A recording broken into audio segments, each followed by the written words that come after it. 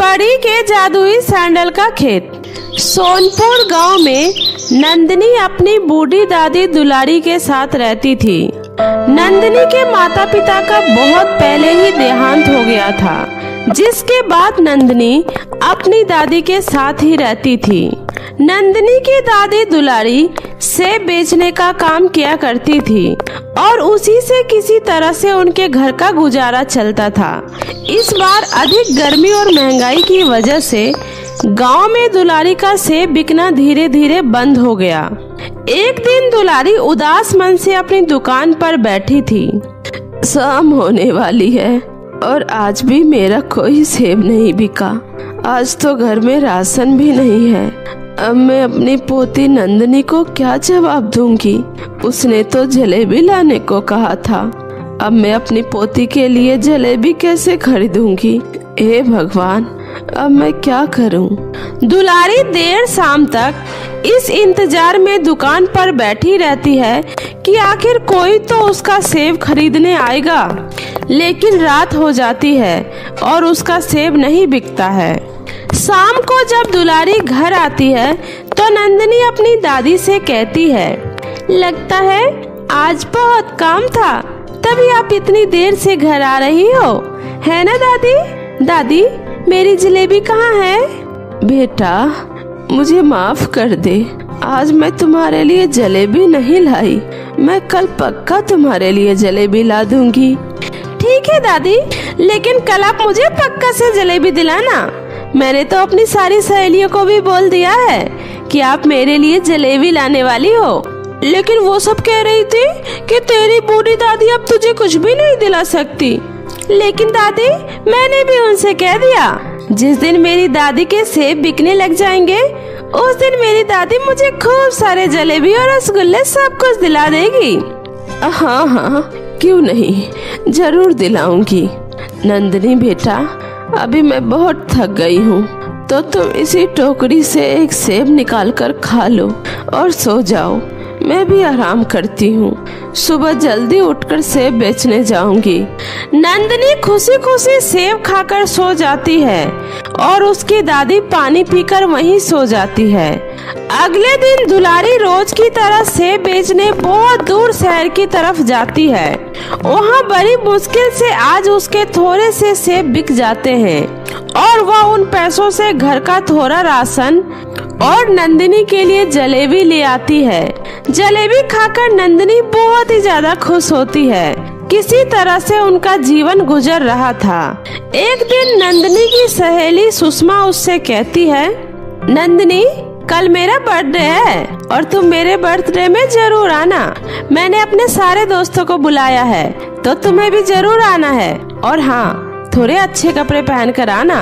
मैं जानती हूँ कि तुम्हारी दादी बहुत मुश्किल से घर का गुजारा करती है, लेकिन मैं नहीं चाहती कि कोई भी मेरी पार्टी में तुम्हारा मजाक बनाए। मुझे अच्छा नहीं लगेगा, इसलिए थोड़े साफ से कपड़े पहन कर आना। तुम समझ रही हो ना? अरे सुषमा, तुम बिल्कुल भी फिक्र मत करो। मैं आज ही घर जाकर दादी से बोलकर एक नया फ्रॉक खरीदवा लूंगी और देखना, तुम्हारी पार्टी में मैं ही सबसे सुंदर लगूंगी। हाँ हाँ, क्यों नहीं, तुम तो वैसे भी बहुत सुंदर हो। दादी, मुझे मेरी सहेली सुषमा के बर्थडे में जाना है, तो मुझे एक अच्छा सा फ्रॉक दिला दो ना। मेरे पास एक भी अच्छे कपड़े नहीं है दादी। ठीक है बेटी, आज शाम को लौटते वक्त बाजार से तुम्हारे लिए फ्रॉक ले आऊंगी। शाम को दुलारी को फल बेचकर जो पैसे मिलते हैं, उसी से वह अपनी पोती नंदिनी के लिए एक सुंदर सा फ्रॉक लेकर आती है। फ्रॉक को देखकर नंदिनी बहुत ही खुश होती है और वह खुशी खुशी सुषमा की पार्टी में जाने की तैयारी करने लगती है। नंदिनी फ्रॉक रखकर नहाने चली जाती है। तभी उसके पड़ोस में रहने वाली किंजल नाम की लड़की चुपके से उसके घर से फ्रॉक को चुरा लेती है। किंजल एक चोरनी थी। थोड़ी देर बाद जब नंदिनी नहाकर बाहर आती है तो अपने फ्रॉक को वहाँ न देखकर हैरान हो जाती है। अभी तो मैंने यहीं पर रखी थी, अचानक कहाँ चली गई? नंदिनी अपने घर का कोना कोना छान मारती है, लेकिन उसे फ्रॉक कहीं नहीं मिलता। यह देखकर नंदिनी जोर जोर से रोने लगती है। नंदिनी की आवाज सुनकर उसकी दादी बोलती है, अरे बेटी, क्या हुआ? तुम रो क्यों रही हो? क्या बताऊं दादी, आपने जो मुझे फ्रॉक लाकर दिया था उसे किसी ने यहाँ से चुरा लिया। मैंने हर जगह ढूंढ लिया, लेकिन फ्रॉक कहीं नहीं मिला। अब मैं अपनी सहेली सुषमा की पार्टी में कैसे जाऊंगी? अब मैं क्या करूं दादी? बेटी, रोना बंद करो। रोते नहीं बेटी, तुम यही रुको, मैं कुछ करती हूँ। इतना बोलकर दुलारी सेठानी के घर मदद मांगने के लिए चली जाती है। मालकिन, मुझे अपनी पोती के लिए एक फ्रॉक खरीदनी है। मुझे कुछ पैसे उधार दे दीजिए, मैं जल्दी ही आपके पैसे लौटा दूंगी। अरे, तू जैसी भिखारन भी कर्जा मांगने आ गई? चल भाग यहाँ से। मैं तुझ जैसे गरीब और भिखारी लोगों को पैसे नहीं देती। तेरा क्या भरोसा? कल को पैसे बिना चुकाए ही ऊपर टपक गई तो फिर मेरा पैसा कौन चुकाएगा? चल भाग यहाँ से। दोबारा गलती से भी मुंह उठाकर यहाँ मत आ जाना। पता नहीं कहाँ कहाँ से उठकर आ जाते हैं। मालकिन का ऐसा व्यवहार देखकर दुलारी को बहुत ही बुरा लगता है और उसकी आंखों में आंसू आ जाता है। वहीं दूसरी तरफ आसमान से गुजर रही खुशी परी यह सब नजारा देख रही थी। अरे ये क्या, ये कितनी जालिम औरत है। कुछ पैसों के लिए इस बूढ़ी औरत को इतनी बेइज्जती कर रही है। मुझे इसकी मदद करनी चाहिए। जैसे ही दुलारी रोते हुए अपने घर की तरफ जा रही थी, तभी वह परी वहां आ जाती है। दादी, मैं जानती हूँ आपको इस वक्त पैसों की कितनी जरूरत है, और मैं ये भी जानती हूँ कि आप अपनी पोती से बहुत ही ज्यादा प्यार करती हैं। घबराइए नहीं, मैं खुशी परी हूँ और मैं आपकी मदद करना चाहती हूँ। कृपया मुझे अपने साथ अपने घर ले चलिए। फिर दुलारी परी को लेकर अपने घर पहुँच जाती है। उसके बाद परी अपनी जादुई शक्तियों से नंदिनी को एक जादुई फ्रॉक प्रकट कर देती है और फिर परी दुलारी को कुछ बीज देते हुए बोलती है, दादी, ये जादुई सैंडल का बीज है। इसे ले जाकर आप अपने बगीचे में लगा देना। उसके बाद आपके खेतों में जादुई सैंडल का फसल उगाएगा, जिन्हें बेचकर आप बहुत ही जल्दी अमीर हो जाओगी और आप लोगों की सारी परेशानियां भी खत्म हो जाएगी। इतना बोलकर वह परी वहां से चली जाती है। उधर नंदिनी परी से जादुई फ्रॉक को पाकर बहुत ही ज्यादा खुश होती है और वह उसे पहनकर खुशी खुशी सुषमा के पार्टी में चली जाती है। पार्टी में हर कोई नंदिनी की खूब तारीफ करते हैं। फिर अगले दिन दोनों दादी पोती मिलकर अपने बगीचे में परी द्वारा दिए हुए जादुई सैंडल के बीज को लगा देती है। थोड़ी ही देर में वहाँ चारों तरफ बड़े बड़े जादुई सैंडल के पेड़ प्रकट हो जाते हैं। उन पेड़ों में सुंदर सुंदर खूब सारे सैंडल लगे हुए थे। यह देखकर तो दोनों दादी पोती का खुशी का ठिकाना ही नहीं रहता। उसके बाद दोनों मिलकर सारे सैंडल को तोड़कर इकट्ठा करते हैं और एक बड़ी सी गाड़ी में लादकर बाजार में बेचने पहुंच जाते हैं। उसके सैंडल बहुत ही अच्छे और डिजाइनर थे और उसका रेट भी मार्केट के रेटों से बहुत ही कम था, जिस वजह से उनका सारा सैंडल तुरंत ही बिक जाता है। यह देखो दादी, आज हमें इतने सारे पैसे मिले। इतने पैसे तो मैंने जिंदगी में कभी नहीं देखा था। लगता है अब हमारे बुरे दिन चले गए। उसके बाद दोनों दादी और पोती मिलकर सैंडल बेचने का काम करने लगती है। धीरे धीरे उनकी सारी गरीबी दूर हो जाती है और वो अपना एक बड़ा और आलीशान घर बनाकर उसमें रहने लगती है। देखते ही देखते नंदिनी और उसकी दादी उस गांव की सबसे अमीर लोग बन जाती है। यह बात जब किंजल को पता चलता है तो वह उनसे जलने लगती है। ये नंदिनी की बच्ची एकदम से इतनी अमीर कैसे हो गई? कहीं इसके हाथ कोई खजाना तो नहीं लग गया? मुझे पता करना होगा।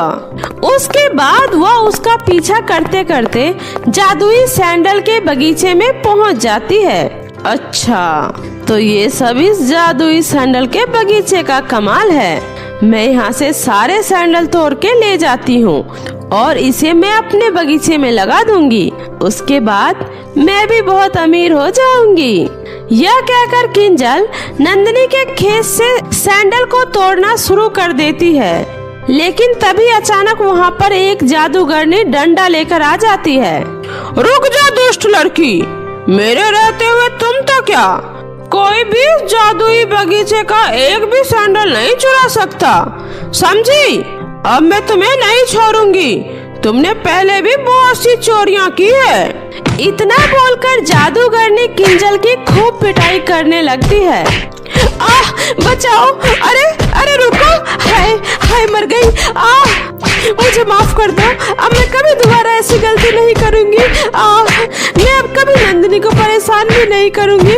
प्लीज मुझे माफ कर दो, मुझे जाने दो, मुझे छोड़ दो। मैं अब कभी यहाँ नहीं आऊंगी। किंजल के काफी ज्यादा गिड़गिड़ाने पर जादूगरनी उसे छोड़ देती है।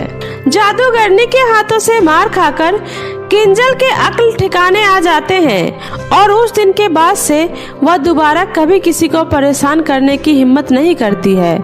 और दूसरी तरफ नंदिनी और उसकी दादी हंसी खुशी अपने घर में रहने लगती है। लाचार माँ की भूखी बेटियाँ। माँ, मत मारो मुझे, छोड़ दीजिए मुझे। अनुज अपनी पत्नी शांति को बड़ी ही बेरहमी से मार रहा होता है, क्योंकि शांति ने बस इतनी सी गलती की थी कि उसने अपनी तीनों बेटियों के भविष्य के बारे में सोचा। इसलिए उसने बिना अपने पति और सास से पूछे बच्चा ना होने का ऑपरेशन करवा लिया। मार अनुज बेटा, इसे और मार। अरे इस करमचली की इतनी हिम्मत, किसने बिना हमसे पूछे इतना बड़ा कदम उठा लिया। और जब ये अब बच्चे ही नहीं पैदा कर सकती तो ये हमारे किस काम की। अरे एक पोता तो दे नहीं पाई हमें, तो हम इसे घर में रखकर क्या करेंगे। इसलिए इसको और इसकी तीनों बेटियों को धक्के मारकर घर से निकाल दे। इसकी नौबत नहीं आएगी माँ जी, मैं खुद अपनी तीनों बेटियों को लेकर इस घर से चली जाऊंगी। इतना कहकर शांति अपनी तीनों बेटियों कोमल, अंजलि, मिश्री को लेकर उसी रात घर से निकल जाती है।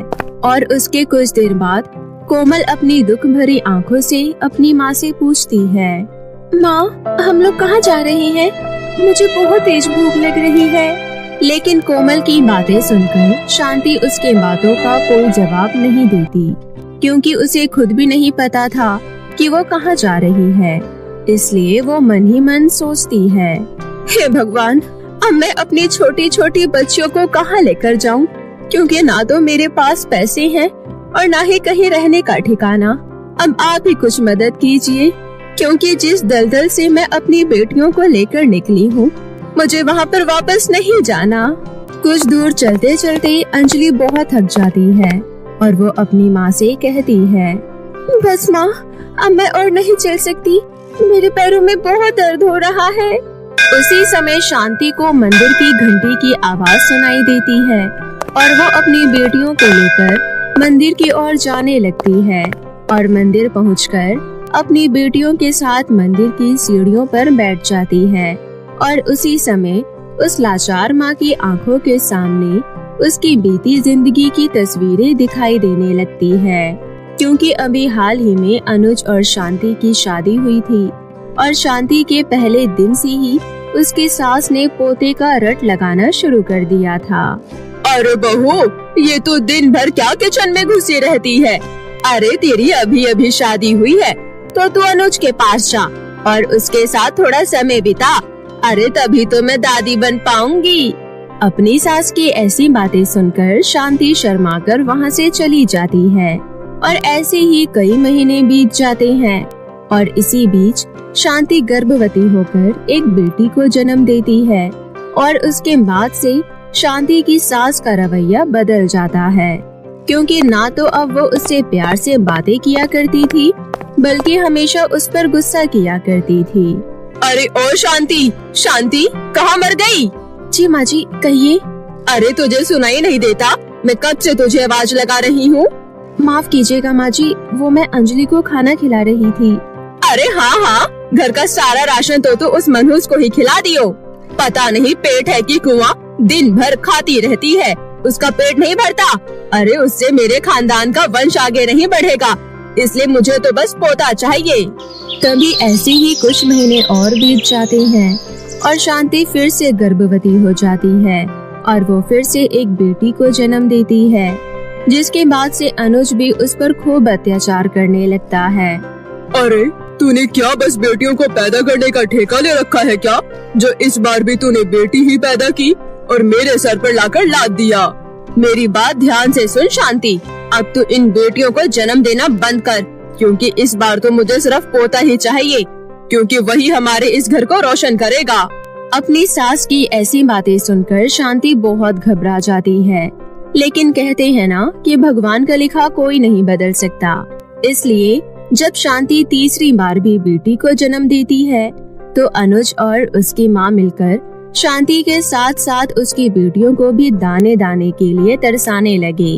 और ऐसे ही समय गुजरता रहा और उसकी तीनों बेटियां भूख की वजह से सूखकर कांटा हो गई और उसकी सबसे छोटी बेटी मिश्री दूध न मिलने की वजह से बहुत रोने लग जाती है। अरे अंजलि दीदी, आज मिश्री क्यों इतना रो रही है? क्या उसे भी हमारी तरह भूख लगी है? हाँ कोमल, मिश्री को भी हमारी तरह भूख लग रही है, इसलिए तो वो इतना रो रही है। चलो हम चलकर दादी से कुछ खाने के लिए मांगते हैं। तभी 2-3 दिनों से भूखी अंजलि और कोमल अपनी दादी के कमरे में जाकर खड़ी हो जाती है और अपनी दादी को इतना स्वादिष्ट खाना खाते देख उनकी भूख और भी बढ़ जाती है। अरे तुम दोनों बहनें यहाँ मेरे कमरे में क्या कर रही हो? चलो जाओ यहाँ से। दादी जी, हमें भी थोड़ा सा खाना दे दीजिए ना, हमें बहुत तेज भूख लगी है। और हाँ दादी जी, हमें थोड़ा सा दूध भी दे दीजिए, वो मिश्री को भी बहुत तेज भूख लगी है, वो कब से रो रही है। उसी समय कौशल्या अपनी पोतियों पर तरस खाने की बजाय उन्हें मारने लगती है और उन्हें धक्के मारकर अपने कमरे से बाहर निकाल देती है और कहती है, अरे तुम जैसी मनहूस लड़कियों को खाना देने से अच्छा तो मैं कुत्तों को खाना देना पसंद करूंगी, इसलिए चुपचाप यहाँ से चली जाओ और दोबारा अपनी शक्ल मत दिखाना मुझे। अपनी दादी की ऐसी बातें सुनकर उन दोनों बच्चियों की आंखों में आंसू आ जाते हैं और ऐसे ही उन लोगों के दिन गुजरते जाते हैं और बिगड़ती स्थिति को देखकर शांति कहती है, हे भगवान, लगता है इस घर के लोगों के अंदर जैसी इंसानियत ही नहीं है। अरे ना तो मेरी सास का अत्याचार खत्म हो रहा है और ना ही मेरे पति को इन सब चीजों से कोई फर्क पड़ता है, लेकिन मैं तो एक माँ हूँ ना, तो मैं अपनी बेटियों को यूँ भूखा कैसे देख सकती हूँ, इसलिए मुझे ही अब कुछ करना होगा। इसलिए वो बिना किसी को बताए बच्चा ना होने का ऑपरेशन करवा लेती है, जिसकी वजह से उसको और उसकी बेटियों को घर से बेघर होना पड़ता है। इसलिए वो अपनी बेटियों के साथ इधर उधर भटकने के बाद मंदिर की सीढ़ियों पर जाकर सो जाती है। और जब अगली सुबह वो लोग उठते हैं तो वो देखते हैं कि मंदिर के आगे भंडारा हो रहा होता है और उसी समय शांति अपनी बेटियों के लिए खाना लेकर आती है और उन्हें भर पेट खाना खिलाती है। अरे माँ, ये पूरी और सब्जी कितनी अच्छी लग रही है, आज तो मैं पेट भर के खाना खा रही हूँ। हाँ कोमल, और देखो मिश्री को भी ये हलवा कितना अच्छा लग रहा है। सुनो कोमल और अंजलि, मैं अभी काम की तलाश में जा रही हूँ, इसलिए तुम दोनों अपनी छोटी बहन का ध्यान रखना। क्यों नहीं माँ, आप जाइए, मैं और कोमल मिश्री का अच्छे से ख्याल रखेंगे और माता रानी से आपके लिए प्रार्थना भी करेंगे। उसके बाद शांति काम की तलाश में निकल जाती है और दिन भर भूखे प्यासे इधर उधर भटकने के बाद उसकी नजर एक फैक्ट्री पर पड़ती है, जहाँ पर कई मजदूर काम कर रहे होते हैं। और ये देखकर शांति फैक्ट्री के मालिक से बात करने जाती है। साहब, मुझ लाचार माँ को भी कुछ काम दे दीजिए, मेरी छोटी छोटी सी बच्चियाँ हैं और उनकी सारी जिम्मेदारी मेरे कंधों पर है। मुझे उनके भविष्य को अच्छा बनाना है, इसलिए आप मुझे कोई भी काम दे दीजिए। मैं आपको यकीन दिलाती हूँ कि मैं अपना काम बहुत ही ईमानदारी से करूँगी, आपको कभी भी कोई शिकायत का मौका नहीं दूंगी। फैक्ट्री का मालिक कमलेश शांति की आंखों में लाचारी और बेबसी देखकर उसे काम पर रख लेता है। अरे हाँ हाँ, क्यों नहीं, तुम यहाँ पर काम कर सकती हो। आपका बहुत बहुत शुक्रिया साहब, आज आपने मुझ पर बहुत बड़ा एहसान किया है। अरे इसमें एहसान की कोई बात नहीं है, जिसकी किस्मत में जो होता है वो उसे मिलकर रहता है। और इस फैक्ट्री में काम करने वाले मजदूरों को एक कमरा फैक्ट्री की तरफ से दिया गया है, इसलिए तुम भी अपनी बेटियों को लेकर उस कमरे में रह सकती हो। कमलेश की बात सुनकर शांति को एक नई उम्मीद मिल जाती है और वो अपनी बेटियों के साथ फैक्ट्री से मिले उस कमरे में रहने लग जाती है, जिससे उसके सर पर खोई हुई छत उसे वापस मिल जाती है। और उस दिन के बाद से उस लाचार माँ की बेटियों को कभी भी भूख से तड़पना नहीं पड़ता। और साथ ही अपनी माँ की कड़ी मेहनत को देखकर तीनों बच्चियां मन दिल लगाकर पढ़ाई करती है और एक दिन अपने पैरों पर खड़ी हो जाती है और अपनी माँ के साथ खुशी खुशी अपना जीवन बिताने लगती है।